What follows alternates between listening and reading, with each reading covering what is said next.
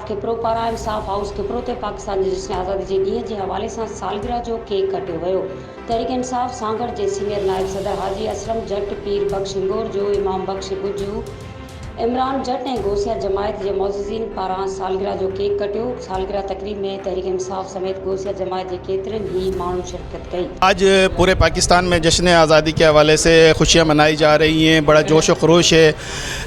73वीं जश्न आज़ादी के सिलसिले में पहले से भी ज़्यादा इस वक्त पूरे बच्चा एक पाकिस्तान के जोश और जज्बे से जश्न आज़ादी मना रहा है और इंशाल्लाह कश्मीर भी हमारे साथ जश्न आज़ादी में शामिल होगा। जश्न आज़ादी के हवाले से अॼु असांजो ईअं जेको असां हीउ जेको ॾियारो मल्हायूं पिया, अॼु असांजो ईअं सम्झ ईद जो ई ॾींहुं आहे। पर 14 अगस्त 1947 जेको पाकिस्तान असांजो आज़ादु थियो, असांजो हिकिड़ो आज़ादु मुल्क आहे। असां इंशाल्लाह जेको इन मुल्क में रही करे इंशाल्लाह जेको असां कश्मीर भी आज़ादु कराईंदासीं। असां जश्न आज़ादी जे मौक़े ते अॼु केक कटियूं पिया इंसाफ हाउस तालके खिपरे में।